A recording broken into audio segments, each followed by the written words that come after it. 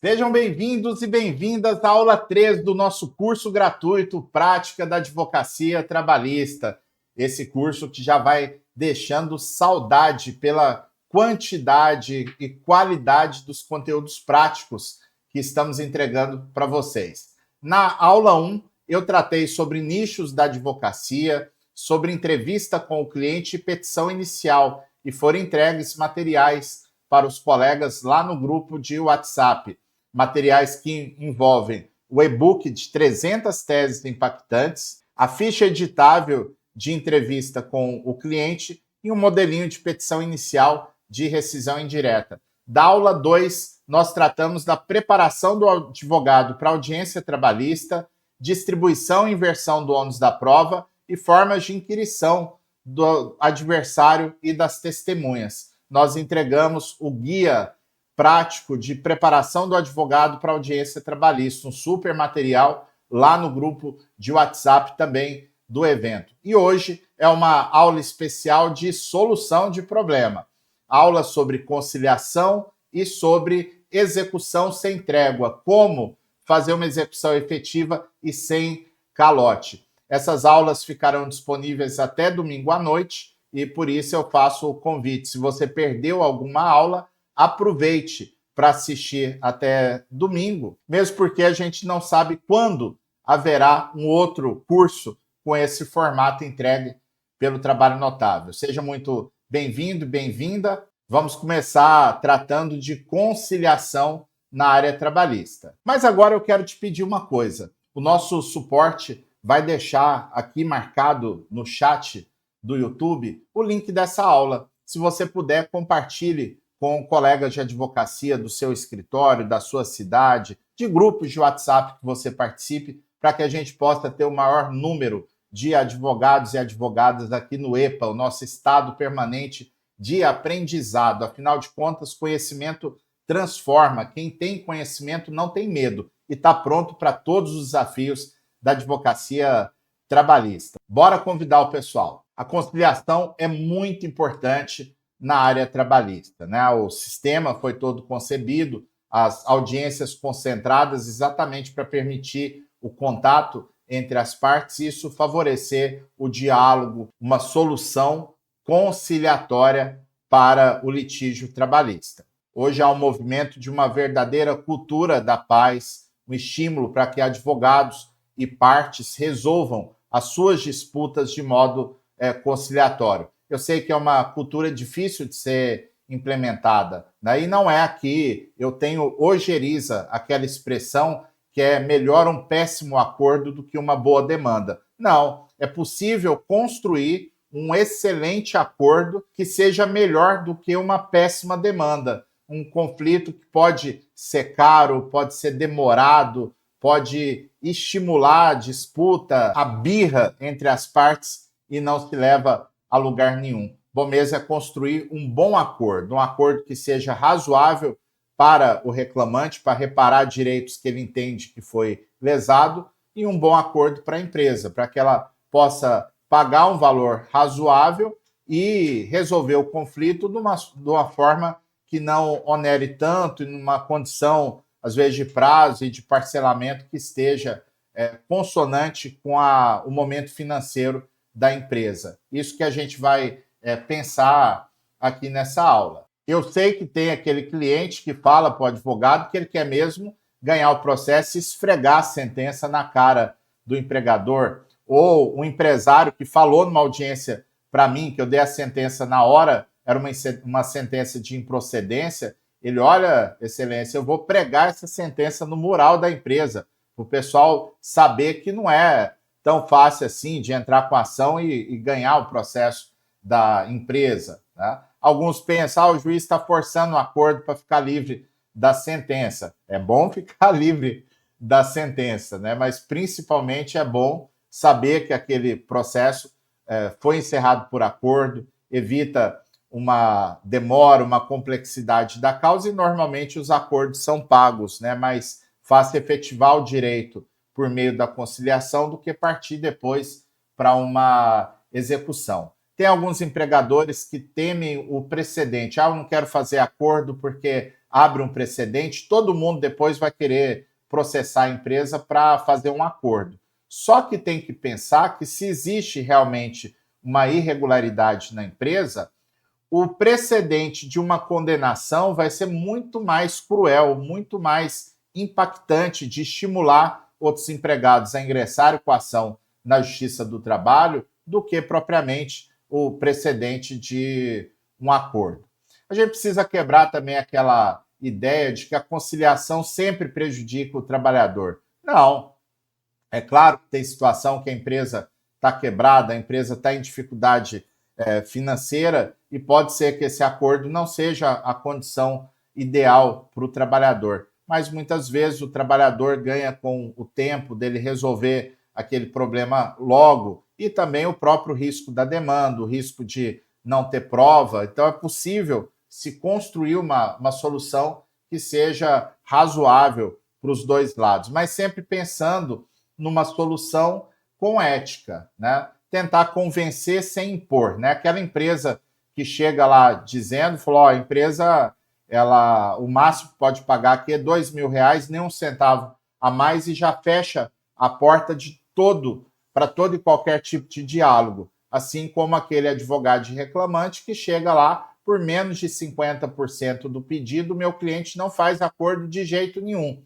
Então é preciso ter base para a proposta e convencer o adversário de que aquela solução é razoável, mas sem impor nada. É preciso também, nessas conciliações, que o juiz respeite, o advogado respeite também a autonomia da vontade das partes. A ação é do cliente. Claro que o advogado ele está ali para dar o aparato jurídico, o aparato técnico. Se o cliente quer muito fazer um acordo ruim, o advogado deve ponderar, em alguns casos, pode até pedir ao juiz que registre na ata que ele está recomendando para não fazer o acordo, mas respeita a vontade do cliente. E quando surge o impasse, o ideal é até mesmo o advogado tirar o reclamante da sala, conversar em separado, ponderar por que seria ruim aquele acordo, justamente para evitar que haja um grande prejuízo para o cliente. E é importante, para isso, o advogado descobrir o tempo do processo para o cliente. Tem empresa que está disposta a pagar um pouquinho mais para ficar livre do problema. Aquele empresário que está há muitos anos no mercado e nunca teve uma ação trabalhista, ele está incomodado, aquela ação, de certo modo, magoou. Ele está disposto a fazer um esforço um pouco maior para resolver o processo logo, né? Não ter aborrecimento, não ter incômodo. E para o trabalhador, tem várias situações, às vezes ele quer voltar para casa, para a terra dele, ele quer resolver logo aquele processo, ele está com uma dívida que o juro lá que ele está pagando no banco vai ser muito mais caro do que eventual desconto que ele dê para uma conciliação. Então, existe aí diversas nuances que o advogado tem que pedir para o cliente jogar aberto e, com isso, permitir a solução do conflito. Para alcançar a conciliação, é importante também você sempre enxergar, reconhecer aspectos positivos na conduta do adversário.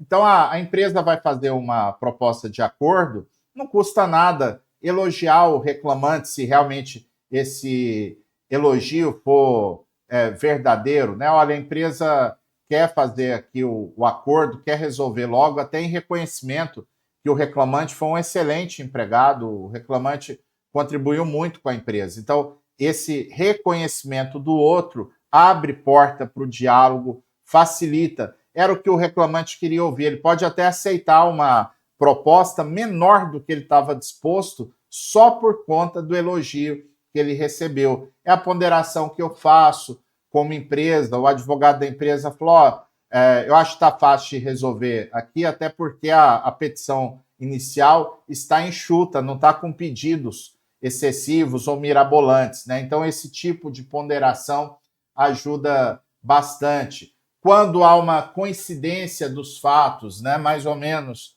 o que o autor conta na petição inicial é o que a empresa está também trazendo para dentro do processo. A questão ali é de enquadramento jurídico e muitas vezes com o risco da interpretação não ser aquela que o autor quer ou aquela que a empresa quer. Então, isso pode ser ponderado, né? Fala, não, a empresa concorda com os fatos que estão narrados na petição inicial, ela só discorda quanto aos efeitos jurídicos, mas só o fato de não ter mentira, como a empresa já viu em outros processos, facilita aqui a conciliação, né? Então, são aspectos que podem ser ressaltados na conciliação para abrir o diálogo. A postura respeitosa, né, de chegar na audiência, cumprimentar a outra parte, cumprimentar o outro advogado, cumprimentar o juiz, né, aquela postura bélica, né, de quem chega já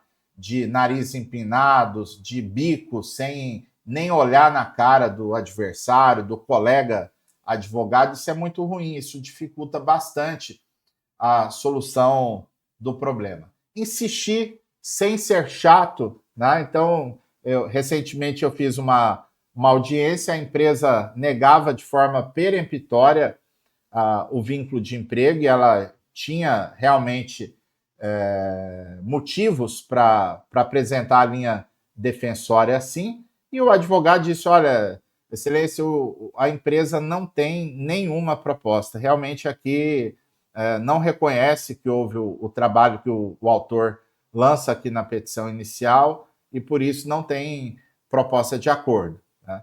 E aí fica o advogado do reclamante, a audiência inteira ali em cima, né? Vamos fazer um acordo, vamos fazer um acordo. Essa postura insistente, que chega a ser chato, ela acaba passando uma imagem muito ruim, porque se o advogado do reclamante adota uma postura, vira um verdadeiro chato na audiência, com a forma como ele insiste no acordo, passa a impressão para o juiz de que não tem prova segura, passa a impressão para o adversário de que ele está desesperado para resolver o processo por acordo, porque ele não tem prova.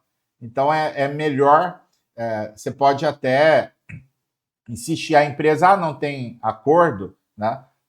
Pois bem, e aí não é se dirigir para o advogado e ficar temando para o adversário fazer acordo, não, né? A empresa já disse que não tem proposta nenhuma de acordo, então o advogado do reclamante pode se virar para o juiz, excelência, só para dizer para o senhor, embora a empresa manifesta agora que não tem interesse no acordo, o meu cliente está disposto a resolver por conciliação. Então, se o senhor tiver alguma proposta do juízo para tentar demover a empresa dessa resistência para o acordo, o meu cliente está disposto a ouvir a proposta de Vossa Excelência. Então, você vira o jogo, você coloca o adversário como antipático, né? Aquele que não quer negociar, né? Então, agora, se você ficar em cima, insistindo diretamente com ele para um acordo que ele já falou que não quer fazer,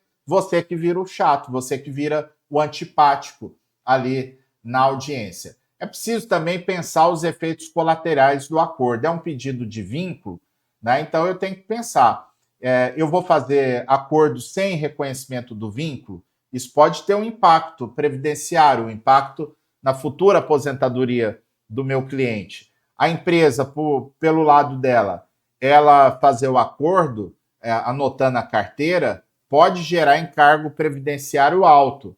Mas, atenção, tem muitos casos, a empresa é optante do simples, por exemplo.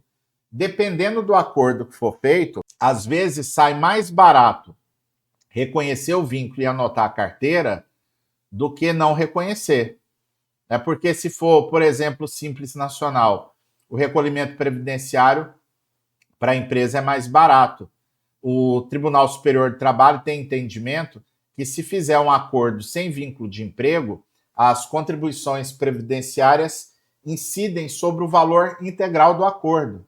Então, pode ser, a depender do valor do acordo e das condições que o contrato seria anotado na CTPS, você anotando o contrato na carteira, você pode discriminar as parcelas como parcelas indenizatórias trabalhistas. Aviso prévio indenizado, multa e recolhimento de FGTS, férias indenizadas, uma indenização por danos morais. Agora, se não anota a carteira, a empresa vai ter que pagar a previdência em cima do valor integral do acordo. Então, esse tipo de informação os advogados têm que apurar para ver que pode ser vantajoso até para o cliente fazer a anotação da carteira.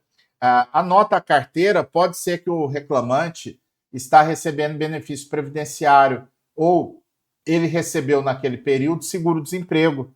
Vai ter um cruzamento de informação no governo e esse trabalhador pode ter problema. Se ele recebeu seguro-desemprego e é feita a anotação da carteira, o governo pode ir atrás, pode configurar tanto a determinação de devolução do seguro-desemprego, como pode partir até para uma questão criminal de apropriação indébita daquele benefício que a pessoa, para ter o benefício, ela não podia ser empregada. O fato de não ter a carteira anotada não retira a circunstância, a irregularidade de ter recebido o seguro-desemprego. Então, isso tem que ser também levado em consideração. O comprometimento da receita da empresa, eu vou fazer um acordo de parcelamento, isso vai comprometer naqueles meses em que foi ajustada a parcela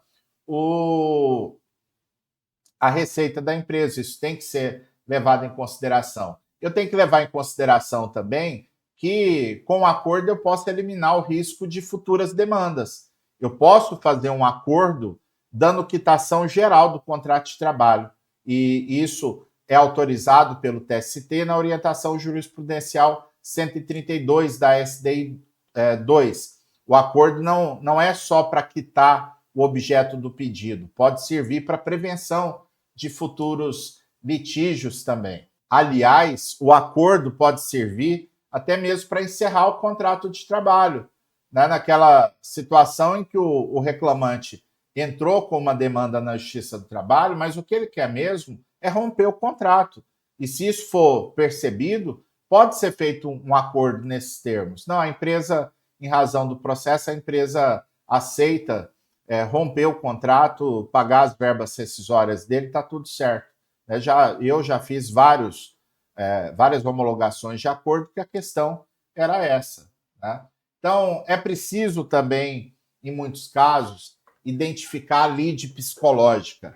Muitas vezes, o processo judicial, ele esconde o verdadeiro motivo, o verdadeiro problema que existe entre as partes. E se eu percebo essa lide psicológica, ou seja, o que é o verdadeiro motivo da demanda, isso abre porta para resolver o processo. Eu lembro um caso que eu atuei uns anos atrás, o reclamante, o que era a história? Ele era tipo um encarregado de produção da empresa. Então ele foi empregado, depois trabalhou 2 anos sem carteira anotada, ele teve a baixa da carteira, continuou trabalhando, e depois teve a carteira anotada mais um período. Então ele queria o registro desses 2 anos, horas extras e outras verbas, né? E o advogado da empresa, antes de começar a audiência, ele foi conversar comigo. E ele me passou a fita, falou: doutor, a questão aqui, para o senhor saber, não é trabalhista. O reclamante, ele trabalhou lá na empresa, ele começou a namorar a dona da empresa, foram morar juntos, aí é o período aí de 2 anos que ele não teve a carteira anotada, é porque eles estavam vivendo em união estável. Aí terminou o romance deles, a empresa anotou a carteira dele de novo, porque ele sempre foi um bom empregado lá. E agora a confusão toda é que ele resolveu sair do país, ele quer trabalhar fora, e por isso que ele entrou com a ação. Ele está querendo um acordo com a empresa para juntar um dinheiro para poder sair do país. Falei, não, tá certo. E na defesa, realmente, ele mostrava essa situação. A tese da empresa é que nos 2 anos que teve a união estável, a carteira não foi anotada porque ele tinha uma posição praticamente sócio de fato da empresa por ser o companheiro da proprietária. É uma tese que, do ponto de vista jurídico, a gente pode discutir se ela é válida ou não, mas não é de todo absurdo. Então, na tentativa de acordo, eu fiz essa ponderação. Falei, eu li aqui com muita atenção a defesa, eu sei que o senhor, a senhora tiveram uma relação conjugal, nós não estamos aqui discutindo questão sentimental. Se teve briga, se teve uma ferida mal curada, isso aqui no processo trabalhista não vai resolver. Agora, pelo contrário, eu penso que se tiver um esforço aqui de parte a parte para a gente resolver a questão trabalhista, isso até destrava lá para a questão emocional, se ficou uma mágoa superar isso, porque isso é só questão de tempo. Eu sei que eles fizeram o acordo, terminou o processo, o acordo ficou bem razoável para as duas partes, e o advogado, no outro dia, foi lá conversar comigo, falou, excelência, eu tinha que te contar o que aconteceu depois da audiência. O senhor foi fazer discurso aqui da questão de conjugal, que podia ter ficado mágoa, ter ficado ferido, o senhor precisava de ver ele se atracar de beijo ali na porta do tribunal e reatar o romance depois da audiência. Então, um caso assim extremo, mas às vezes é uma questão que não está difícil resolver. Muitas vezes, eu ali tentando o acordo e o reclamante solta. Eu não quero fazer acordo enquanto eles não me pedirem desculpa. Então, já teve situação que, em audiência, o dono da empresa pediu desculpa ali, porque realmente o reclamante podia ter alguma razão, e com isso resolveu o processo. Então, a gente tem que pensar, descobrir essa lead psicológica, o que está pegando ali para o seu cliente, isso pode servir como chave para resolver o problema. E não pensar também só no valor. O valor é importante, mas às vezes é o prazo, é o parcelamento, é o valor da parcela que a empresa consegue suportar. São condições que não envolvem dinheiro da reclamada. Eu quero uma carta de referência. Eu faço o acordo, mas eu não abro mão. O pedido é de rescisão indireta, então eu aceito até um valor menor do que eu quero, mas eu quero a guia para sacar o FGTS e habilitar no seguro-desemprego.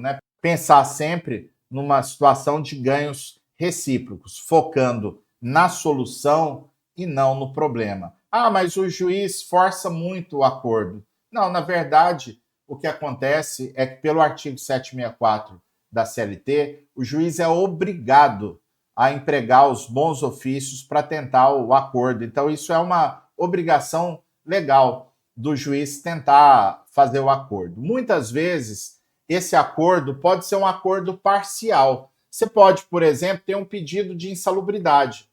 A empresa que tem um receio de ser condenada na insalubridade, ela pode fazer um acordo para evitar o risco de sucumbência. Recentemente, eu julguei um processo e eu fiquei só lembrando da petição inicial. O reclamante tinha trabalhado 4 meses na empresa. Então, eu pensei assim, 4 meses de insalubridade, que é calculada com base no salário mínimo, na época eu fiz as contas lá, dava por volta de R$ 1.800 para ele ganhar insalubridade em grau máximo, com o salário ali, na época era coisa de R$ 1.200, o salário mínimo. Então, daria R$ 480 por mês, mais ou menos R$ 1.800 eu tinha feito a conta na época. E a empresa disse que não fazia acordo de jeito nenhum. Resultado final, a perícia constatou insalubridade, então a empresa foi condenada a pagar R$ 1.800 de insalubridade e R$ 3.000 de honorários periciais. A perícia ficou mais cara do que o direito do reclamante. Então, nesse tipo de situação, ainda que a empresa não concorde com o pedido, ela tem que colocar isso na balança. O risco da sucumbência pode ser maior até que o próprio direito. Fazer acordo em relação às verbas rescisórias, para evitar o fato de que a empresa tem que pagar as verbas rescisórias incontrovérsias na audiência, sob pena da multa do 467, que é uma multa de 50% do valor em controvérsia. Então, às vezes a empresa não tem condição de pagar de imediato aqueles valores em controvérsia. Ela pode buscar um acordo parcial e, com isso, evita a aplicação da multa e já resolve algumas obrigações rescisórias que sejam incontroversas. Baixa da carteira, liberação de FGTS, liberação de seguro-desemprego. Cabe um acordo parcial envolvendo esse tipo de obrigação. Naturalmente, as partes não têm direito líquido e certo à homologação do acordo. O juiz pode recusar por decisão fundamentada. Isso decorre da súmula 418 do TST. Normalmente, o juiz vai negar a homologação do acordo, ou porque o acordo está muito pesado para uma das partes, ou porque fere uma questão de ordem pública. Por exemplo, as partes reconhecem que teve relação de emprego e querem fazer o acordo sem anotação da carteira. Se o acordo reconhece a relação de emprego, o registro da CTPS é uma questão de ordem pública. O juiz não pode abrir mão dessa situação. Agora, o juiz homologou o acordo, é uma decisão de mérito e, como tal, eu só posso retirar a eficácia dessa decisão mediante ação rescisória, que eu prove que houve um vício de consentimento. Não cabe o mero arrependimento. Eu fiz o acordo, depois fui ver, o acordo não é o que eu queria. Não, isso não é motivo para a rescisória. A rescisória parte da premissa de que houve um vício de consentimento, houve um erro a influenciar a disposição de fazer acordo, houve uma coação, alguma circunstância desse tipo. Como eu disse agora há pouco, o acordo pode dar quitação geral do contrato de trabalho. Mas mesmo com a quitação geral, pode acontecer de surgir uma pretensão, uma lesão posterior à homologação do acordo. Por exemplo, depois que fez o acordo, o reclamante descobriu que ele estava com uma doença ocupacional. Então, nesse caso, o fato de ter dado quitação geral do contrato de trabalho não impede a ação acidentária. Eu já atuei num processo que a reclamante pediu rescisão indireta do contrato de trabalho. Depois que ela fez acordo na rescisão indireta, ela descobriu que estava grávida. Então, como foi uma descoberta superveniente ao acordo, eu poderia entrar com ação para discutir o direito à indenização estabilitária, porque essa indenização de uma gestação que não era conhecida no momento do acordo, ela será ressalvada. A quitação não envolveu um direito que a pessoa não sabia que ela tinha. É o que acontece também da empresa que anota informações processuais na CTPS. A empresa faz o acordo, mas anota na carteira para fins de baixa da CTPS, a baixa foi determinada no acordo. Então, a empresa, ao dar a baixa, ela anota na CTPS que aquela baixa se deu em virtude de decisão judicial no processo X. O TST tem entendimento de que a anotação processual implica em dano moral porque é um abuso do empregador. É uma informação abusiva e que acaba se revelando desabonadora ao empregado, prejudica a sua reinserção no mercado de trabalho. No caso de terceirização, tome muito cuidado com a posição do tomador de serviço. Tem tomador de serviço que não aceita figurar como responsável pelo acordo de jeito nenhum. E qual é a solução que alguns juízes adotam? Homologa o acordo entre empregado e empregador e suspende o processo em relação ao tomador de serviço. Se o acordo não for pago, o juiz julga a responsabilidade do tomador de serviço e declara, se for o caso, que ele vai pagar o acordo inadimplido. Hoje há uma tendência, algumas turmas do TST estão decidindo que é perfeitamente possível essa solução, a homologação parcial do acordo para posterior julgamento quanto à responsabilidade. Mas ainda não é uma questão pacífica no TST e por isso é arriscado. No meu tribunal mesmo, que é o TRT da 18ª região, tem decisão, aconteceu inclusive na minha vara. um processo desse tipo. Eu saí de férias, o colega que foi me substituir fez uma homologação desse jeito, de homologar o acordo entre empregado e empregador e suspender em relação ao tomador de serviço. O empregador não pagou o acordo, teve que julgar a responsabilidade. E ao julgar a responsabilidade, o tomador de serviço recorreu para o tribunal e o tribunal disse que não era possível, que depois que homologa o acordo, faz o título executivo judicial sem a participação do terceiro, que é o tomador de serviço, não cabe a sua responsabilização futura, a sua inclusão na coisa julgada para cumprir aquela obrigação. Algumas turmas do TST têm aceito esse procedimento, mas enquanto a matéria não for pacificada, o ideal para não ter prejuízo, o ideal é solicitar ao juiz que registre os termos do acordo e suspenda o processo até integral quitação. A empresa cumpriu o acordo, então o acordo será homologado pelo juiz. Ela não cumpriu, então o processo volta para ser instruído, volta para tramitar naquele momento que ele parou. E com isso você evita qualquer tipo de risco para o seu cliente. E eu quero fechar aqui dando algumas dicas práticas para você observar na conciliação. Primeiro, ter sempre 3 propostas de acordo. Pensar numa proposta ideal, aquela melhor possível. Um valor baixo para a empresa, se tiver pela empresa, o valor mais alto possível para o reclamante, se você está pelo autor. Uma proposta de meio termo, né, aquele ideal que você vai tentar chegar, e um mínimo aceitável, aquela proposta que, se a coisa apertar, né, a situação não estiver boa para a empresa está disposta a pagar mais, até o valor X. Se a coisa não estiver boa para o reclamante, ele aceita o mínimo Y. Né? Então, você pensar nessas 3 propostas para trabalhar de acordo com a situação do processo. Eu vou sempre ajustar o valor, se o pagamento é à vista ou parcelado, quantas parcelas, quais as datas e valores de cada parcela. Eu vou fixar como é a forma de cumprimento da obrigação. Vai ser pagamento em espécie, porque se não constar nada, a empresa pode pagar em cheque. Vai ser um depósito na conta do juízo ou na conta bancária do reclamante ou do próprio advogado, do escritório. Tudo isso será especificado.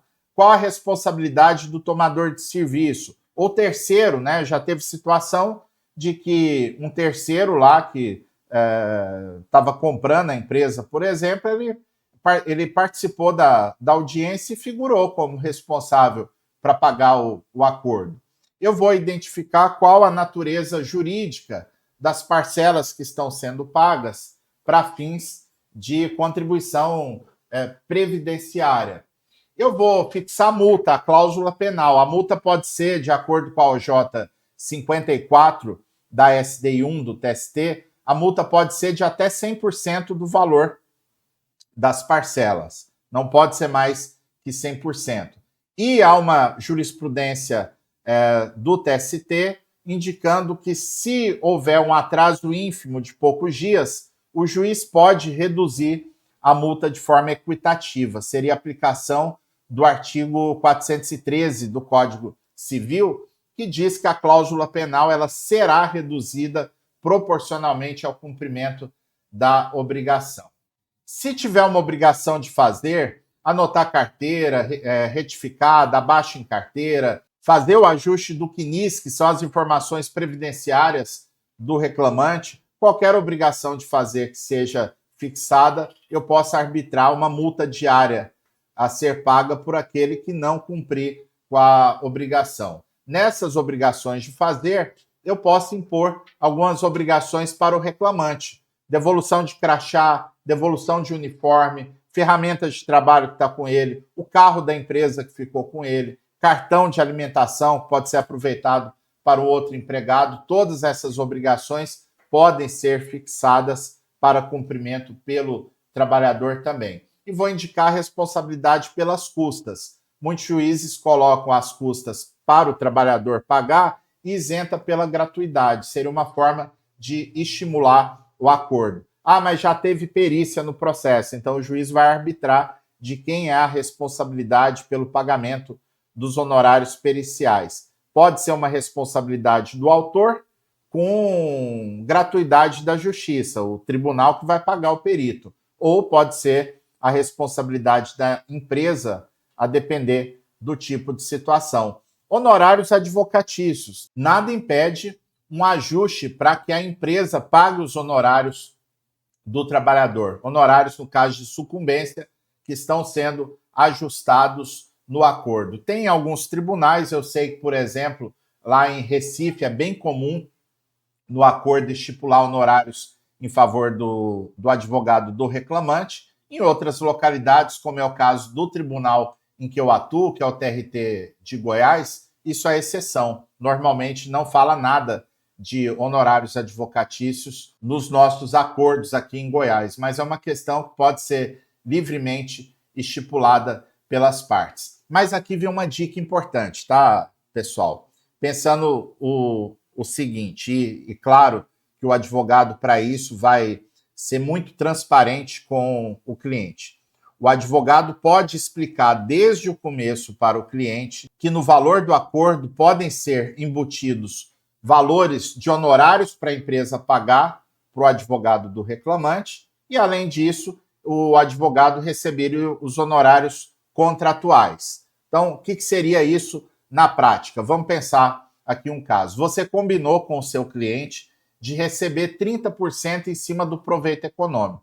Então você não cobrou nada para entrar com a causa, mas o que der de dinheiro, 30% é seu como advogado. Fizeram um acordo de R$10.000 e não constou no acordo nada de honorários advocatícios. Então, naturalmente, o proveito econômico desse cliente é R$10.000, você vai cobrar R$3.000 dele, vai fazer no acerto R$7.000 líquido para o seu cliente. Mas, olha só, o que muitos advogados usam de estratégia, isso não tem nenhum questionamento ético ou legal, isso é algo perfeitamente normal, razoável de se fazer.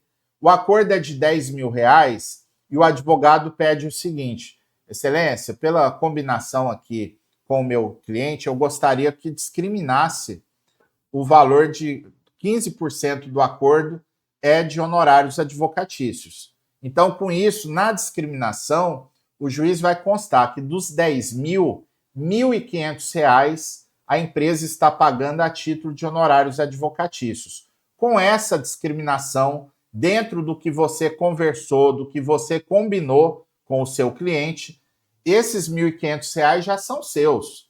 Isso é honorários de sucumbência que, pela forma como foi redigido o acordo, está claro que esse dinheiro é do advogado. Então, vai sobrar os R$8.500 como proveito econômico do cliente, em cima dele você vai tirar os 30%. Então, daria aqui 30% de 8.500, daria 2.550, né? Ah, mas eu estou recebendo menos porque eu receberia 3. Não, você já recebeu R$1.500. Então, na verdade, se o acordo constar assim e conversando, repito, de forma transparente com o cliente, esse processo gerou, na verdade, R$1.550 de honorários de sucumbência, mais 2.550 de honorários contratuais, deu 4.050, enquanto que no modo tradicional de não constar nada, que o acordo envolva honorários advocatícios, você vai tirar os 30% dos 10.000, ou seja, R$3.000, usando essa alternativa que eu vejo muitos advogados usarem de forma lícita, de forma ética, avisando de forma transparente para o cliente como é que funciona, você potencializa os seus honorários advocatícios.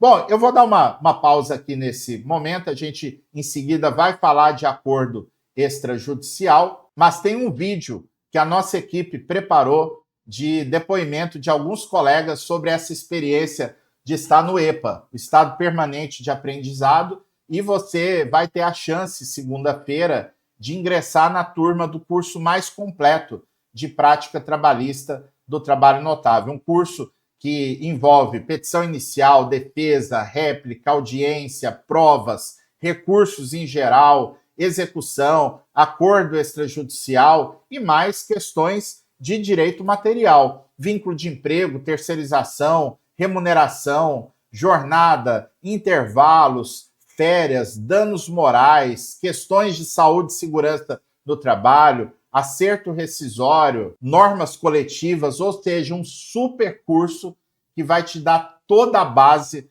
para a atuação do dia a dia. Mas antes de falar então sobre acordo extrajudicial, a nossa equipe vai exibir esse vídeo agora. Vamos lá? Eu tive a honra de conhecer esses professores desse curso, né? Que graças a Deus sempre me assistiram e que disponibilizam para nós, enquanto alunos, né? Todo esse conhecimento, sempre comprometidos com o nosso crescimento dentro desse curso. O diferencial desse curso do trabalho notável é justamente esse, o comprometimento dos professores com o aluno. É como se pegasse nas nossas mãos e nos ajudasse a seguir. Eu, pessoalmente, tenho muita dificuldade, tive muita dificuldade para estudar, porque já comecei tarde, já casada, com filhos, onde as responsabilidades eram inúmeras, e tive a honra, a gratificação de cruzar com um desses professores do trabalho notável, que é o professor Fabiano. O professor Fabiano, para mim, é uma referência em todos os aspectos, enquanto profissional, enquanto pessoa. A paciência dele conosco é uma coisa que não tem preço. Com as aulas, os professores parecem tornar simples. E também, sem falar que o ganho financeiro, ele é certo. Além da capacidade técnica que nós adquirimos, também há o resultado financeiro.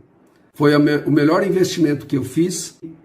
Sou aluno aí fiel do trabalho notável. Muito massa ver esse movimento todo, esses depoimentos que são realmente inspiradores. Eu sou muito grato aos meus alunos, às minhas alunas. A gente está há 5 anos disponibilizando conteúdos na internet, cursos mais aprofundados. Hoje são mais de 8.000 alunos no trabalho notável, em diversos cursos, e acho muito massa conhecer centenas de notáveis pelo país. No próximo sábado mesmo, eu estarei em Belo Horizonte, vou fazer a live de algum lugar que a gente possa estar junto com alguns colegas notáveis de lá, e é muito massa ver esse carinho, essa reciprocidade, o pessoal sempre contando de resultados que teve com o trabalho notável, e a gente vai criando laços pessoais também. Eu nunca vou esquecer do pessoal, porque no dia 17 de novembro de 2022, foi na véspera de começar a Copa do Mundo do Catar, eu infartei participando de um evento em Brasília, um infarto violentíssimo, e no horário, no dia que eu fazia a minha live no Instagram, os colegas pediram meu irmão para abrir a live para que pudessem fazer uma live de oração, uma live solidária, enfim. É o tipo de coisa que emociona muito a gente, de saber que mesmo na internet, eu até confesso uma coisa para vocês, eu tinha um pé atrás danado de mexer com curso online, de estar nas redes sociais, porque toda a vida eu fui o professor que gostou do cafezinho ali com o aluno, no intervalo. Às vezes eu nem ia para a sala dos professores para ficar ali conversando alguma coisa, depois da aula ficar 10, 15, 20 minutos respondendo dúvidas ali dos alunos, e eu achava que isso não existia no online. Mas, na verdade, isso é potencializado, né? Porque a gente pode estar junto de colegas do Brasil inteiro, né? De todos os estados da federação, a gente tem alunos, e com uma proximidade maior até do que cursos presenciais, né? E sempre que pode, a gente tá com os colegas em atividades presenciais em Goiânia, Brasília, São Paulo, Ribeirão Preto, Jundiaí, Rio de Janeiro, Belo Horizonte, Salvador, Fortaleza, Recife, Caruaru, Petrolina e tantas cidades onde eu já fui a convite de algum colega notável para a gente poder conversar um pouco, conhecer também os colegas notáveis. E agora vamos falar dos acordos extrajudiciais. É uma figura nova criada pela reforma trabalhista de 2017 para permitir que as partes conciliem antes do ajuizamento da ação e já apresenta a solução pronta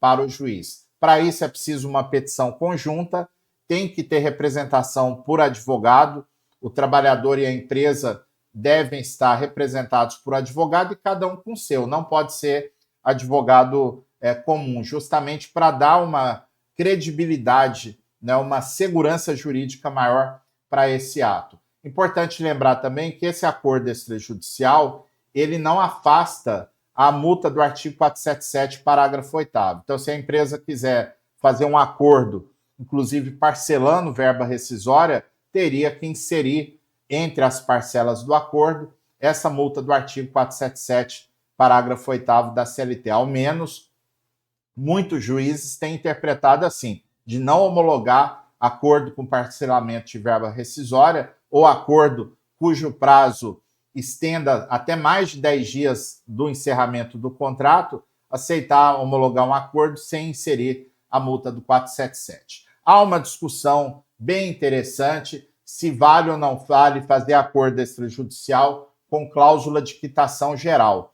No nosso e-book de teses impactantes, eu coloquei decisões dos dois lados, mas há uma forte tendência no Tribunal Superior do Trabalho de que, se não tem vício de consentimento, não há qualquer impedimento de que o acordo extrajudicial insira uma cláusula de quitação geral dos direitos trabalhistas, até para evitar futuras demandas. Recebida a petição de acordo extrajudicial, o juiz tem 15 dias para analisar. E, nesse prazo, o juiz pode marcar uma audiência para conversar com as partes, verificar alguma dúvida ou alguma circunstância. E eu quero dar aqui um depoimento pessoal sobre essa questão. Eu tenho agido de modo que praticamente todos os acordos extrajudiciais que são apresentados na vara do trabalho que eu presido, né, da qual sou titular, eu insiro os processos em audiência. Por que eu insiro em audiência? É curioso porque, num primeiro momento, as empresas achavam ruim. Poxa, eu já apresentei aqui o acordo, vou ter que ir lá na audiência, isso e aquilo. Mas, com o passar do tempo, hoje eu percebo que as empresas sentem muita segurança do acordo ser homologado em audiência. Por quê? Porque lá nessa audiência de conciliação, eu explico para o trabalhador, falo, ó, seu fulano, está sendo feito um acordo aqui, o senhor vai receber o valor tal, o advogado deve ter explicado, ele confirma que ele sabe de tudo que está se passando ali no acordo. Ah, tem cláusula de quitação geral? Eu reitero, falo, ó, foi colocada aqui uma observação que esse acordo bota uma pedra, o senhor não pode depois querer processar a empresa por mais nada. O senhor está de acordo com isso? Não, estou de acordo, eu procurei, está tudo certo, eu quero fazer desse jeito. Aí registra na ata que o reclamante confirmou a integralidade das condições de acordo, declarou que negociou livremente com a intervenção do advogado, que concorda com todos os termos, inclusive, se for o caso, com a cláusula de quitação geral do contrato de trabalho. Esse acordo é quase que impossível de ser anulado depois por ação rescisória, né? A vantagem de se ter a realização dessa audiência. Houve uma decisão recente, inclusive, em que o ministro do TST ponderou isso, né? Que a realização da audiência, ela, no acordo extrajudicial, ela dá uma segurança jurídica para o ato, né? Então, é uma faculdade do juiz, mas se o juiz assim optar, não quer dizer necessariamente que o juiz está desconfiando, que tem alguma treta, que tem algum rolo, que tem alguma coisa errada com aquele acordo. É porque realmente o juiz pode ter ficado em dúvida. Eu faço isso também porque muitas vezes eu deixaria de homologar por conta de uma cláusula que está lá. E na hora da audiência eu pondero, ó, esse acordo aqui está quase tudo certo, mas tem um probleminha aqui. que eu queria ponderar, se pudesse resolver assim, assim, assim, a gente faz o ajuste que for necessário do acordo e já homologa. Durante a tramitação do acordo extrajudicial, a prescrição fica suspensa em relação às pretensões trabalhistas que estão sendo resolvidas por acordo. Ah, mas o acordo tem cláusula de quitação geral do contrato de trabalho, o acordo extrajudicial. Então, toda e qualquer verba trabalhista está com a prescrição suspensa enquanto estiver tramitando, enquanto não resolver o processo de acordo extrajudicial. Contra a decisão que nega a homologação de acordo, cabe recurso. Vai caber recurso também contra a decisão que homologa apenas em parte o acordo apresentado pelo empregado e empregador. Por quê? Existe aqui no acordo extrajudicial uma atuação do juiz que, para mim, é binária, ou seja, é tudo ou nada. Ou o juiz homologa o acordo por inteiro, ou ele não homologa nada.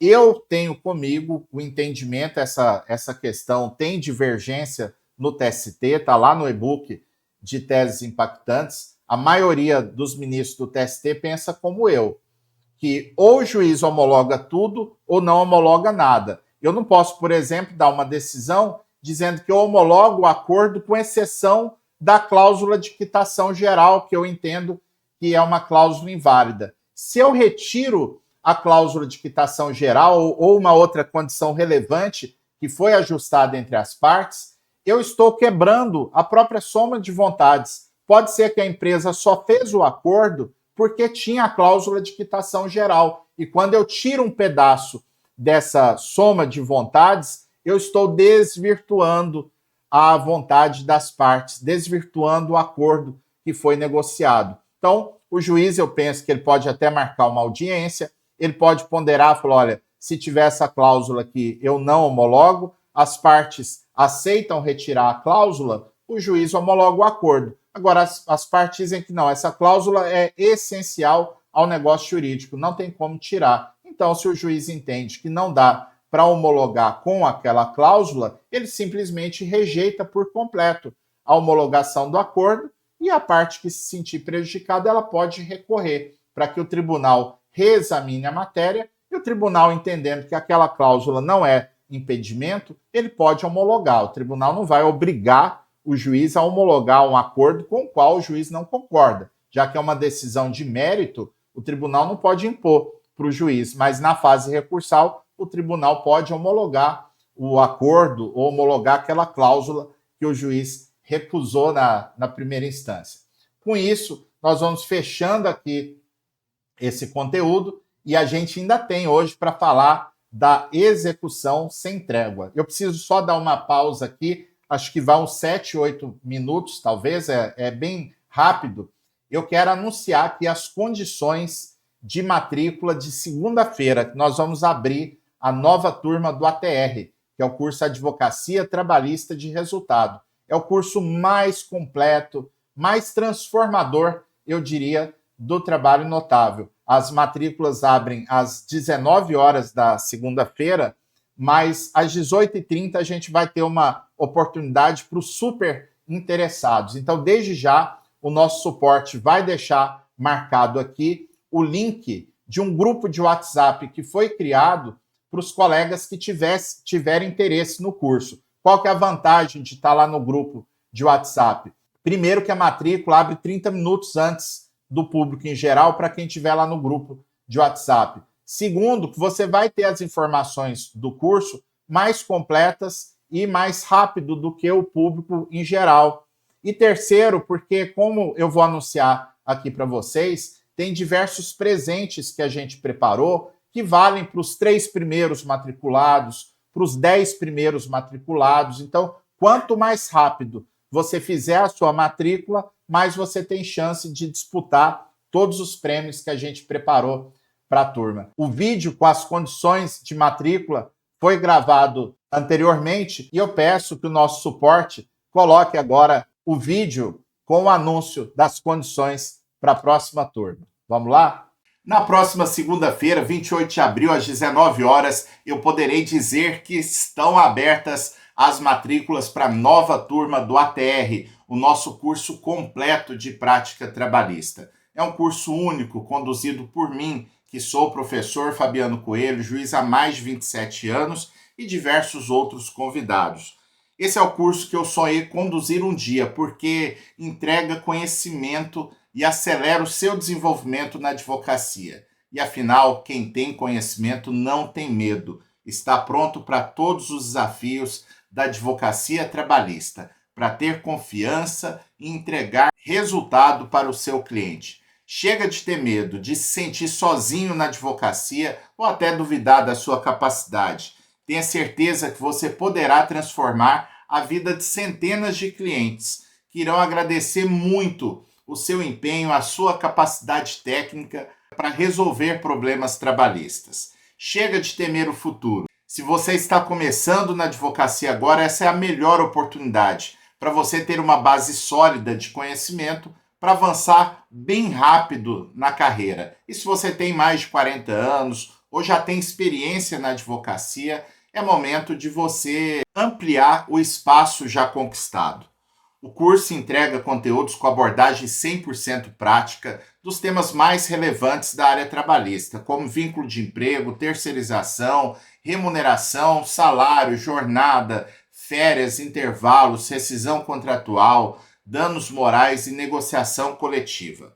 Você aprenderá a responder uma consulta jurídica e pode conduzir diversas fases do processo, como petição inicial, defesa, réplica, audiência e execução. As aulas são entregues pela plataforma Hotmart, que é a maior da América Latina. É uma plataforma segura e que permite você assistir a aula quantas vezes precisar, de qualquer lugar, pelo celular, tablet ou computador, bastando ter acesso a uma boa conexão de internet. Essa turma tem acesso vitalício e, mais que isso, tem uma garantia de que no futuro todas as turmas novas que abrirem as atualizações do conteúdo principal do curso serão entregues também para os alunos dessa turma de abril-maio de 2025, sem custo nenhum. E você terá acesso a um ano à comunidade ATR, que te dá direito a diversos componentes, um grupo exclusivo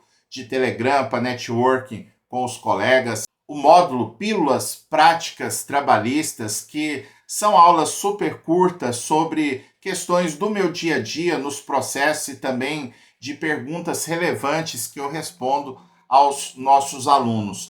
Na comunidade ATR você recebe também as oficinas de prática trabalhista, que são aulas mão na massa sobre atos processuais, sobre peças. Em algumas aulas os professores inclusive recolhem peças que os alunos já fizeram para uma análise técnica, mostrando boas práticas que os demais colegas podem seguir e também sugestões de melhoria.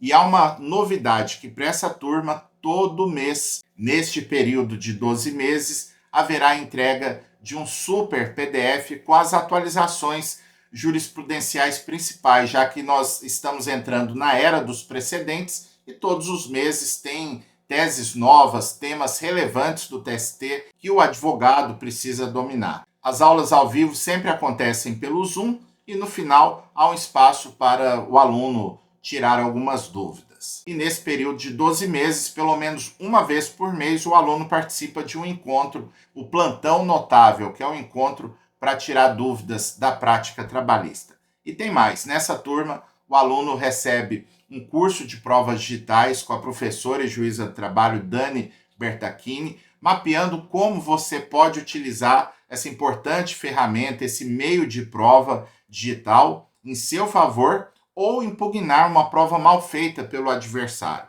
Haverá também um curso inédito sobre um dos temas da moda, que são os protocolos de julgamento antidiscriminatório do CNJ, do CSJT, com a advogada e professora Joana Rodrigues. E quem for mais rápido, decidir logo pular para dentro e conquistar uma vaga no curso, terá condições especiais. Os 200 primeiros alunos ganham sem custo nenhum um curso de cálculos trabalhistas e o curso Prática da Proteção Jurídica à Saúde do Trabalhador, que envolve questões práticas de acidente de trabalho, insalubridade, periculosidade, discriminação e assédio. É um curso que será gravado agora no primeiro semestre de 2025 e comercializado para o público em geral, mas o aluno dessa turma tem uma vaga garantida. Os 200 primeiros alunos participam ainda de um sorteio em que 5 alunos ganharão um copo térmico exclusivo do Trabalho Notável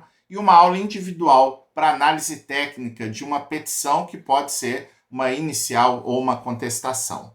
Os 5 primeiros matriculados ganham esses 2 presentes, o copo térmico e aula individual, sem sorteio nenhum.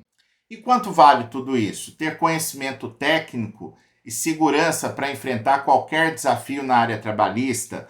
O curso traz mais resultado que uma pós que hoje está custando por volta de R$12.000. E o curso não vai custar nem a metade disso, que seria R$6.000. O valor normal do treinamento, com acesso vitalício e acesso a todas as futuras atualizações do conteúdo principal do curso, tem um investimento de R$3.000, o que é bem razoável porque agrega conhecimento que em muito pouco tempo você consegue reverter e ter um ganho financeiro muito maior do que o valor investido. No entanto, essa turma que comemora o aniversário de 5 anos do Trabalho Notável tem um desconto de R$1.000 no investimento do curso à vista. E assim, para ter o conteúdo completo de prática trabalhista envolvendo direito individual, processual, coletivo do trabalho, participar pelo prazo de 1 ano de aulas ao vivo pelo Zoom, de atualização trabalhista e das oficinas de prática trabalhista, e nesse prazo participar de uma comunidade no Telegram e, se for um dos 200 primeiros, participar de sorteio de brindes especiais, ganhar um curso de cálculo trabalhista e um curso de prática em matéria de saúde e segurança no trabalho.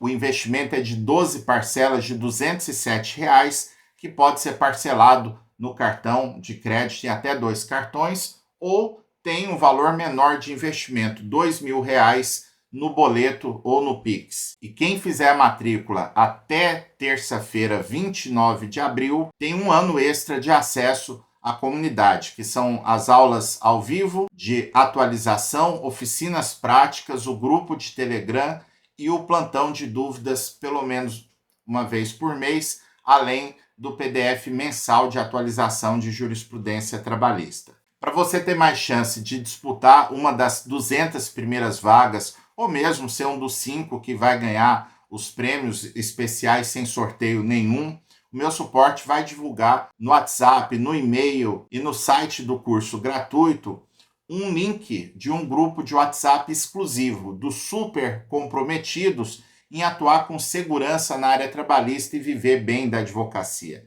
Quem estiver nesse grupo específico de WhatsApp vai receber diversas informações no final de semana e receberá o link de matrículas 30 minutos antes do público em geral. Ou seja, vai poder fazer a sua matrícula a partir da segunda-feira, 28 de abril, às 18h30. Para o público em geral, as inscrições terão início às 19 horas. Para entrar no grupo de super comprometidos, sem custo, e aumentar sua chance de garantir todos os bônus dessa turma, é só tocar o botão aqui embaixo desse vídeo. Os alunos dos cursos do Trabalho Notável na Hotmart têm um cupom de desconto adicional e, para isso, tem que solicitar para o nosso suporte. E para você fazer o investimento mais tranquilo, tem uma garantia incondicional de 15 dias. Você faz o investimento, assiste as primeiras aulas e, nesse prazo, se verificar que não era o que você precisa, basta você encaminhar um e-mail para a Hotmart e haverá o reembolso integral do seu investimento sem problema nenhum. E agora chegou a vez de você escolher o caminho. Você pode deixar passar essa oportunidade e não atuar com segurança, não viver bem da advocacia. Você tem a opção de seguir sozinho, eu acredito no seu potencial, mas isso pode demorar algum tempo para você adquirir experiência e confiança nos seus processos. E você pode ganhar tempo, segurança e conhecimento, avançando em meses o que você gastaria mais de 5 anos para adquirir se estivesse sozinho. Eu e os demais professores e alunos da comunidade estamos de braços abertos para te receber e te ajudar nessa caminhada para ser um especialista na advocacia trabalhista. Sugiro apenas que você não demore a decidir, porque os professores dão um atendimento muito especial para os alunos e por isso as vagas são realmente limitadas e eu não sei quando terá uma nova oportunidade de matrícula. Por isso eu espero que você consiga uma vaga no curso e venha com a gente para o EPA, para o Estado Permanente de Aprendizado. Muito massa. Eu espero ver todos vocês a partir da semana que vem no ATR, nosso super curso de prática trabalhista. Mas agora eu quero terminar o nosso curso com um assunto super relevante, porque o maior medo do advogado é um só: ganhar e não levar. Não entregar o resultado, o dinheiro para o cliente e não receber os seus honorários, ser enrolado pelo devedor ou ter o processo no arquivo, ter declarado a prescrição intercorrente porque não conseguiu resolver a execução. É frustrante e até constrangedor para o advogado enfrentar situações do tipo: é intimado pelo juiz para movimentar a execução e não tem a mínima ideia do que fazer. Ouvir do cliente que o devedor tem patrimônio, ele sabe que tem patrimônio, mas não consegue achar nada.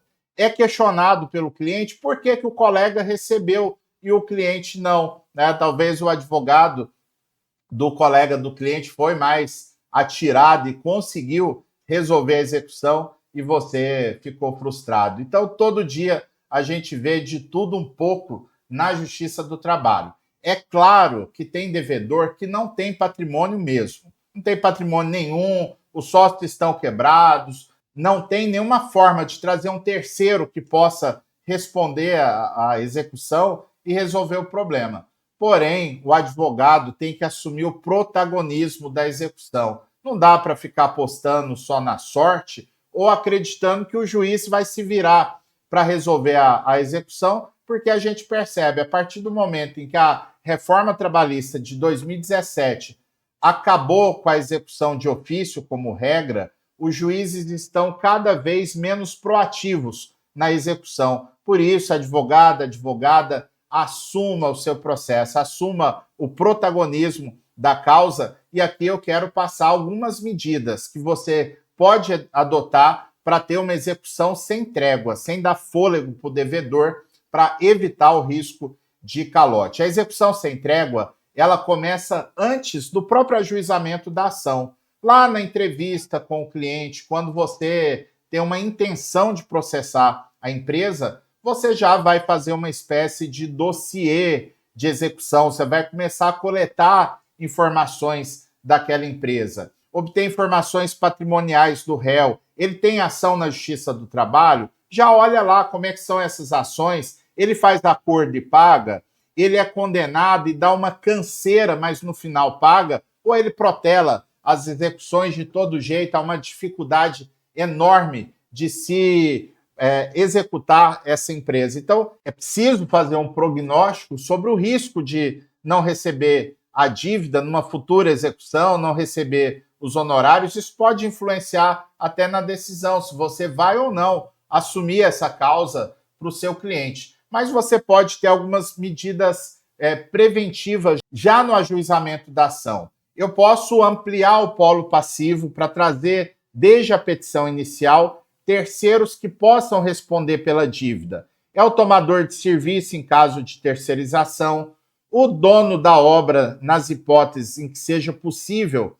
responsabilizá-lo, o sócio, se a empresa já está em dificuldade financeira, você pode incluir os sócios para evitar um futuro IDPJ, pode incluir sócios ocultos, você descobriu que o sócio da empresa é um laranja, tem um sócio de verdade que tem patrimônio, mas ele se esconde, então eu posso trazer ele já na petição inicial. Sócios retirantes, é possível, nos termos do artigo 10A da CLT, responsabilizar os sócios retirantes que se retiraram da sociedade no prazo de até 2 anos do ajuizamento da ação, desde que a ação seja proposta até 2 anos após a retirada desses sócios da sociedade. Então, aqui essa ampliação do polo passivo é uma primeira medida que você pode adotar para prevenir o calote.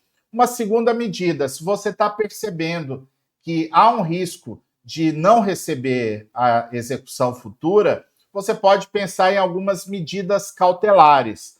você descobriu que a empresa tem lá um imóvel no nome dela.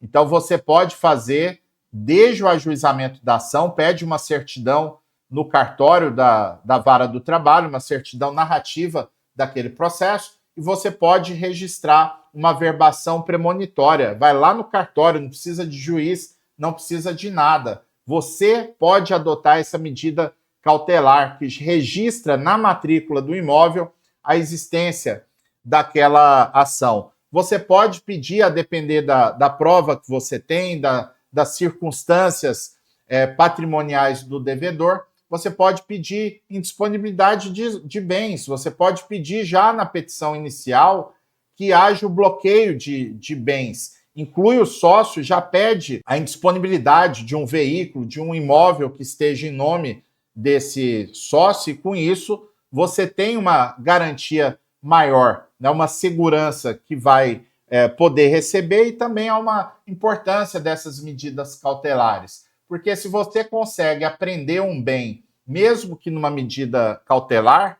se amanhã ou depois é o único patrimônio que o devedor tem, amanhã ou depois vem alguém numa execução definitiva, querendo penhorar esse bem, você tem uma cautelar, você tem preferência sobre esse bem, ainda que a sua medida é uma medida que foi obtida lá na inicial, enquanto que o outro já está lá na frente, está numa execução definitiva, mas você chegou primeiro. Sempre que eu chego primeiro, eu tenho preferência, eu tenho reconhecimento do direito pela minha diligência. Por isso é importante você ter essas medidas. A conciliação pode ser uma medida preventiva também, né? Porque é um dado objetivo de que o cumprimento de acordo é infinitamente maior do que o cumprimento de sentença. Porque no acordo, salvo uma pessoa ou outra irresponsável, que faz um acordo para não pagar,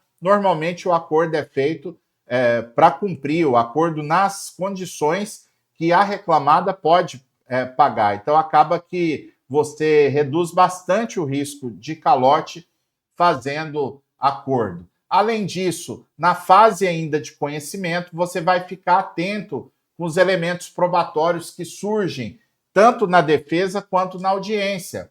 O preposto pode chegar lá contando quem é que manda lá na empresa, né? Pode uma testemunha contar que todo mundo sabe que a empresa é do fulano, que é alguém que não está no quadro social. Então, esse tipo de informação você deve ficar atento, porque isso pode ser utilizado depois para um futuro redirecionamento da execução para o verdadeiro sócio da empresa. Eu posso pensar em pedir ao juiz julgamento antecipado parcial de mérito. A questão do acerto rescisório é incontrovérsia. Eu vou discutir a insalubridade, que precisa de perícia. Eu vou discutir as horas extras, que precisa de testemunha. Então, eu posso, já na réplica, por exemplo, pedir ao juiz que julgue de forma antecipada e parcial o mérito em relação às verbas rescisórias. Você abrevia aquela situação, né? Então, já teria uma sentença parcial, ainda que haja recurso sobre aquelas questões, você já poderia adotar uma execução provisória daqueles valores, fazer penhora, uma série de medidas. Além disso, se o contrato estiver em vigor ou tiver um pedido que envolve relação de trato sucessivo, você pode formular um pedido expresso na inicial em relação às parcelas vincendas.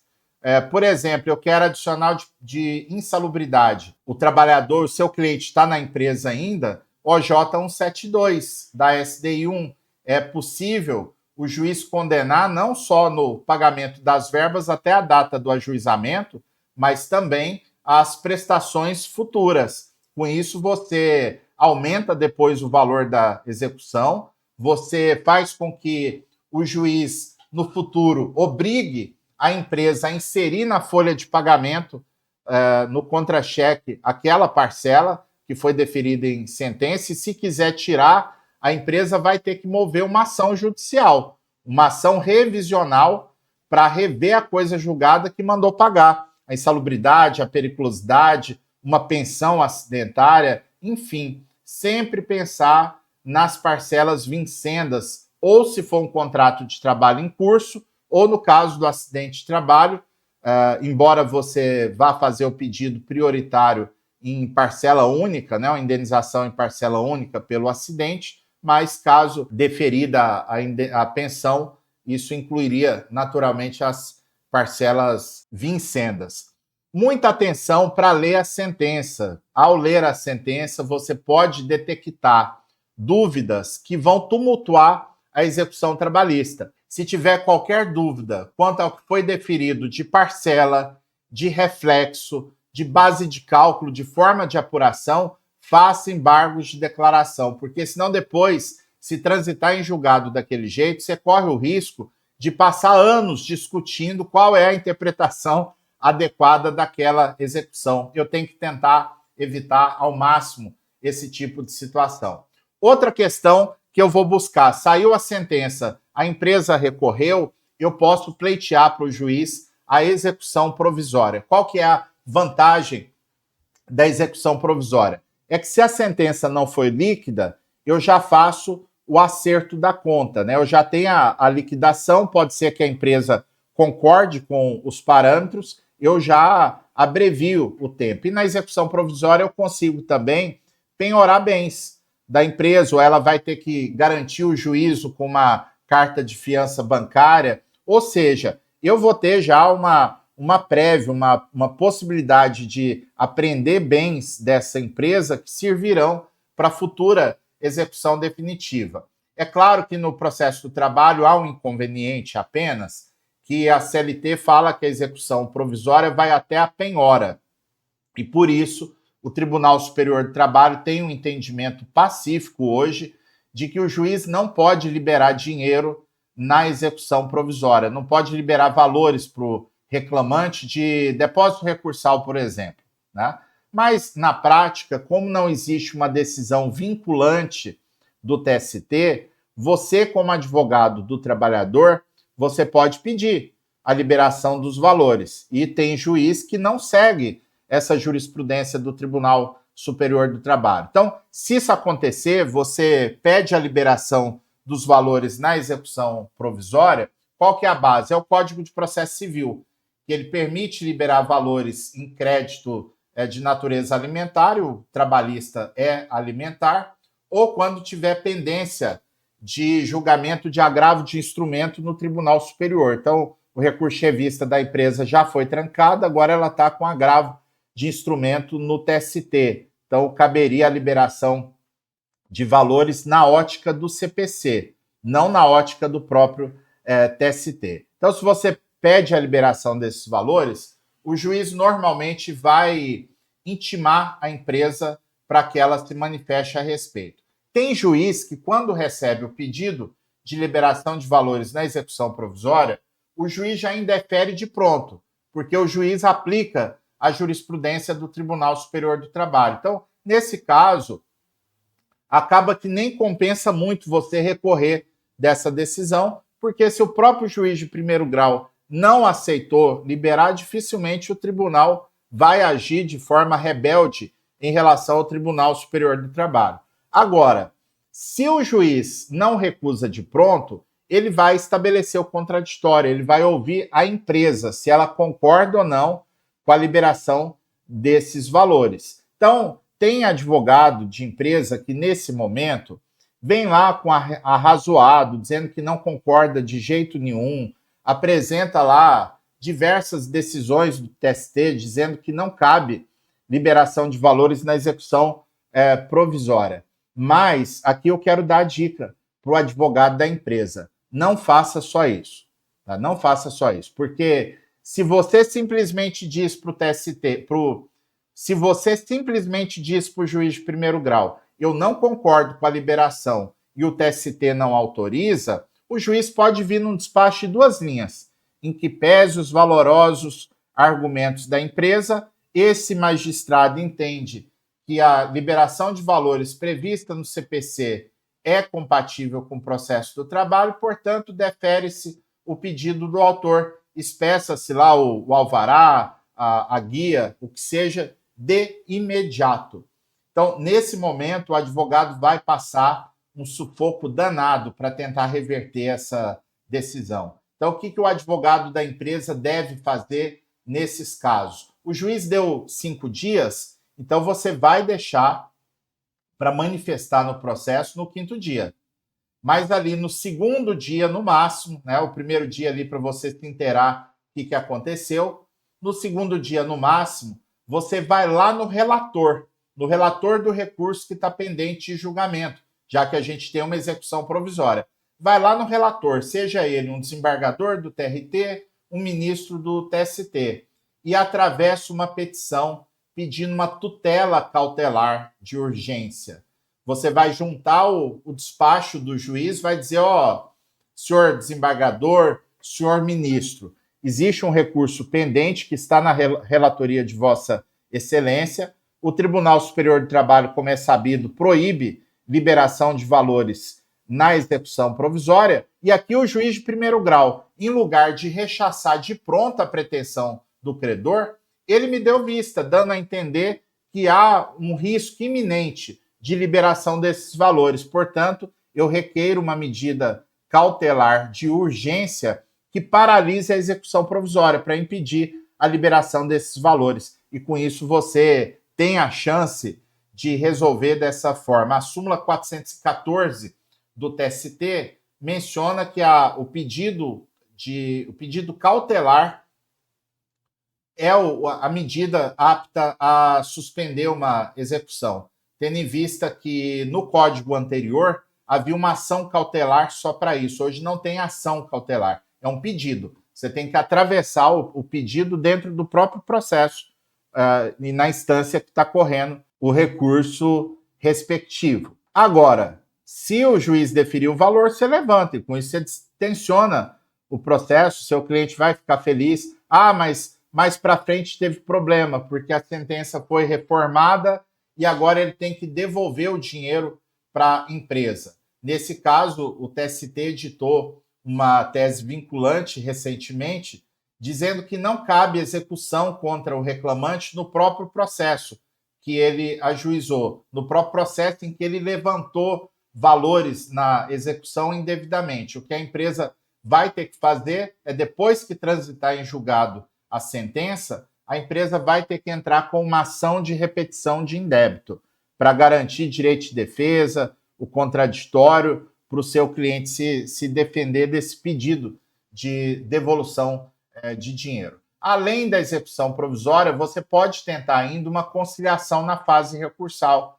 Né? Na fase recursal tem o dinheiro já do depósito recursal, já tem uma certa análise mais acurada do risco de parte a parte. Pode ser que você consiga resolver dessa forma, abreviando uma futura hipotética execução. Mas nós chegamos na execução. Que medidas eu posso adotar aqui para uma execução sem trégua? Primeiro, começou a execução, tem dinheiro, tem depósito recursal, você pode peticionar imediatamente para o juiz, pedindo a liberação desses valores incontroversos. E aí vai abater do total da dívida. É uma forma, um alento para o seu cliente, já paga uma parte para ele, já recebe uma parte dos seus honorários, e isso te dá um fôlego para trabalhar nesse processo.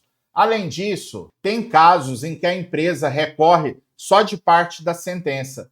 Então, aquelas verbas que foram objeto de condenação e não tem recurso contra elas, você pode, de imediato, fazer execução definitiva. E aí, olha só que curioso, você faz a execução definitiva, toca o porrete, busca patrimônio, faz penhora, enquanto, em relação ao objeto do recurso, o processo vai tramitar normalmente no tribunal. A depender do que você consegue aqui nessa execução definitiva, pode ser que estimule a empresa, inclusive, a tentar um acordo geral, né? Um acordo que quite todas as verbas trabalhistas. A execução provisória, inclusive, ela é muito importante, ela pode, inclusive, forçar a empresa a querer um acordo.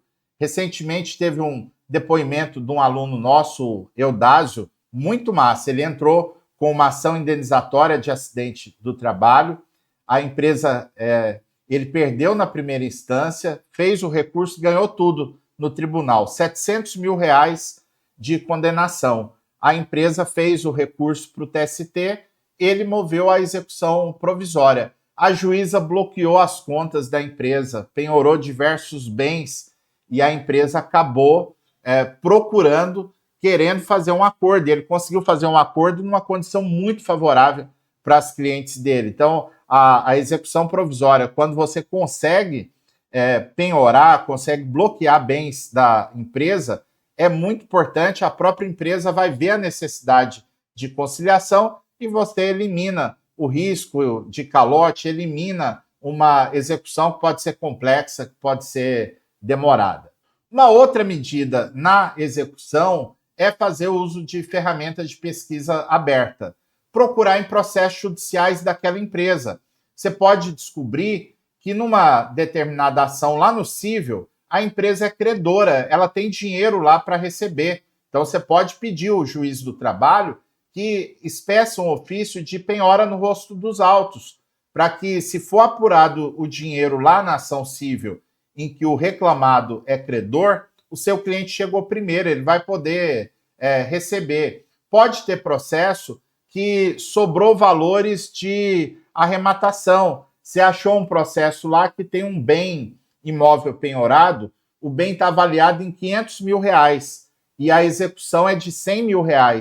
Você pode tanto pedir a sobrepenhora, né, ou seja, pedir a penhora daquele imóvel que já está penhorado. Qual que é a utilidade da sobrepenhora? É que se a empresa, naquele outro processo que foi penhorado primeiro, se a empresa pagar a dívida lá para evitar que o bem vá à praça, que o bem possa ser arrematado, possa ser adjudicado pelo credor, ela fica livre daquela primeira penhora. Mas como você fez a sobrepenhora, se a sua penhora é a seguinte, o processo livra a empresa daquela penhora e automaticamente o bem está preso ao seu processo. Então a sobrepenhora é uma possibilidade e pode pedir também que o juiz encaminhe um ofício lá para o outro processo pedindo desde já a reserva de crédito. O que seria a reserva de crédito? Eu dei um exemplo aqui. O bem vale 500 mil, o crédito trabalhista é 100 mil reais. Então, na pior das hipóteses, se o imóvel for arrematado por 300 mil reais, vai pagar os 100 e sobra 200 mil reais. Esses 200 mil reais vão voltar para a mão do devedor. Então, se tiver saldo já no processo, ou você percebe que pode sobrar produto da arrematação do bem que está penhorado no outro processo, você requer que o juiz peça a reserva de crédito, ou seja, se chegou primeiro o seu requerimento, sobrando dinheiro da arrematação, o juiz tem que mandar a grana para o seu processo primeiro. Isso seria muito importante.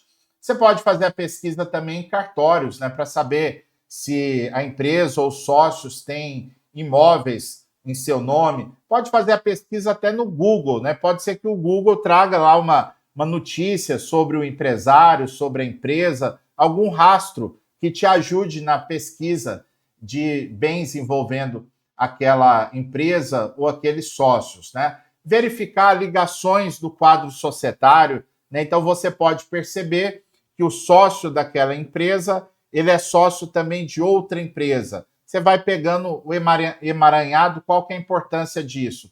Você pode, primeiro, descobrir existência de grupo econômico nessas ligações, né? A empresa tem uma outra empresa coligada a ela, ou pode, em algumas situações também, descobrir um sócio oculto, pode pedir a desconsideração da personalidade jurídica, pega o sócio e depois você pede a IDPJ inversa. Pode ser uma situação em que o executado é uma pessoa natural e você descobre que ele tem uma empresa. Nesse caso, você pode pedir a IDPJ inversa, ou seja, o incidente de desconsideração da personalidade jurídica, não para alcançar um sócio, mas para alcançar a empresa ligada a esse sócio devedor. E outras medidas, né? Tem várias estratégias que os colegas usam, né? A empresa está em funcionamento, né? Mas você não acha patrimônio, então não custa você fazer ou arrumar alguém que faça por você, de fazer uma compra na empresa com um cartão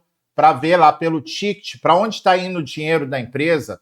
paga por Pix para ver uma compra por Pix na empresa, para onde vai esse dinheiro? Ou eu peço um orçamento, né, dizendo que eu quero pagar uma entrada no Pix, por exemplo. Vamos ver para quem a empresa indica esse primeiro depósito do sinal, porque com isso você pode pegar laranjas, você pode pegar terceiros que estão sendo utilizados para desviar o patrimônio da empresa. E com essa prova documental você vai para o juiz pedir que seja indisponibilizada os valores de contas bancárias daquele terceiro que está emprestando o nome para quem está indo o dinheiro das compras, dos serviços prestados por aquela empresa. E também verificar convênios exclusivos da Justiça. Tem advogado que simplesmente faz a petição diante da paralisação da execução, faz a petição para que o juiz use o Sniper, que é uma ferramenta do CNJ. O Sniper ainda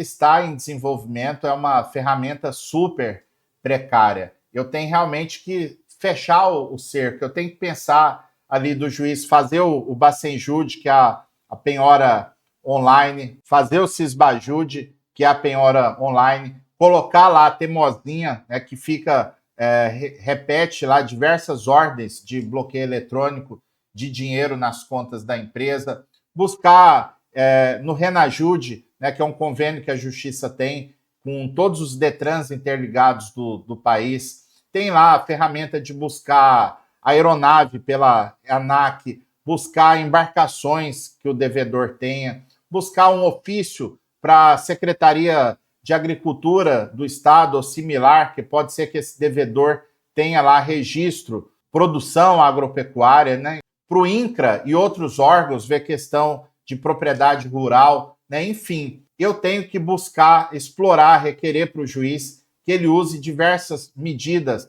que possam me ajudar a encontrar patrimônio. Por exemplo, tem lá Infojude. O Infojude permite até acesso à declaração do imposto de renda do devedor. Aliás, se o devedor tiver restituição do imposto de renda, essa restituição é passível de penhora. Eu posso pedir o SIMBA. O SIMBA são relatórios de movimentação bancária. Você pode fazer cruzamento de informação, descobrir para quem está indo o dinheiro da empresa ou quem é que abastece de dinheiro a empresa. De repente você pega aí um laranja, pega um sócio oculto, pega um grupo econômico a partir dessa movimentação bancária. Eu deixei, inclusive, no nosso e-book de 300 teses impactantes, decisões do TST que considera que é um direito do credor pedir para o juiz usar essas ferramentas que não estão ao alcance do advogado. O advogado, por exemplo, ele não tem como, ele não tem acesso a um SIMBA, a esses relatórios de movimentação bancária.